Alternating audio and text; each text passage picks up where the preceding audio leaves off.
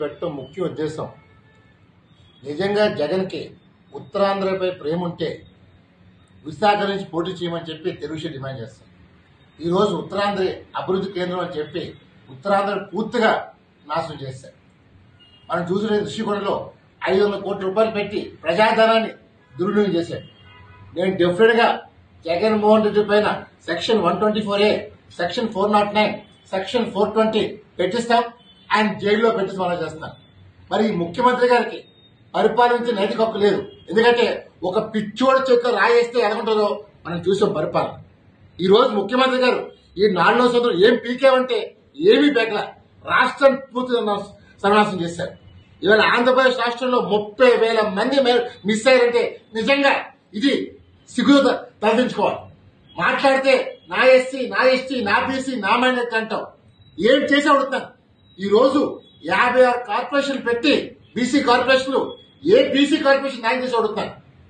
రేపు ఎలక్షన్ లో ఓడిపోతామని తెలిసి ఈ రోజు ఆయన సామాజిక చేత డ్రామా నడుస్తారు.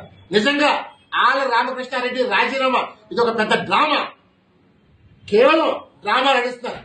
ఈ రోజు ఆ పార్టీలో జనాలు వెళ్ళిపోతారని చెప్పి ఆయన సామాజిక డ్రామా నడిస్తే భయపెడతామని చూస్తున్నారు. ఇవాళ భయపెడితే భయపడి ఎవరు లేరు.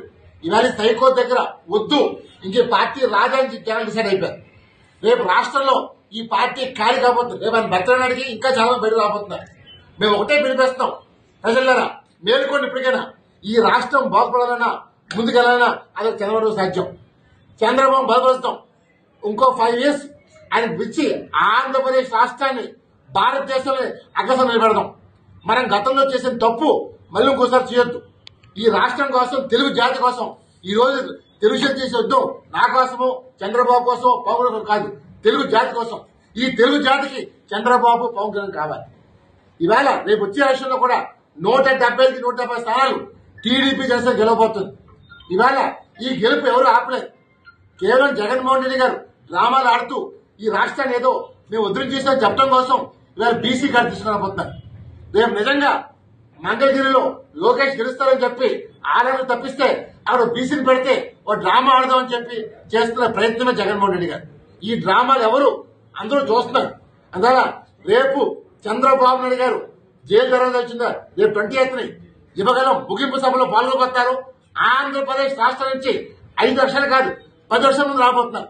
ఎందుకంటే ఇది మా సభ, మా యువగలం, మా చంద్రబాబు కోసం మేము వస్తున్నామని చెప్పి జనాలు రాబోతున్నారు. అందువల్ల ఈ సభను ఆపడానికి కూడా వైకాపా ప్రభుత్వం చాలా కుట్రలు చేస్తున్నారు. ఇప్పటికే జైలు గ్రౌండ్ ఇస్తామని చెప్పారు. చెప్పి లాస్ట్ మినిట్ లో హ్యాండ్ ఇచ్చారు. నేను ఒకటే చెప్తాను, ఇంకా 100 రోజుల పాలన. 100 రోజుల తర్వాత వైకాపా మంత్రులు అందరూ జైలుకు పోతారు. నేను ఒకటే పిలిపిస్తాను, ఉత్తరాంధ్ర మంత్రులు మీ దగ్గర దమ్ముంటే తెలుగు శక్తితో ముఖాముఖి రాగాలు నడుస్తారు. ఈ 4 సంవత్సరాల్లో ఏం అభివృద్ధి చేశారు మీరు? అభివృద్ధి ఏం చేసి చెప్పండి. మరిన్ని వీడియోస్ కోసం ఛానల్ ని సబ్స్క్రైబ్ చేయండి. లేటెస్ట్ అప్డేట్స్ కోసం వాట్సాప్ ఛానల్ ని ఫాలో చేయండి. అండ్ లింక్ డిస్క్రిప్షన్ లో ఉంది.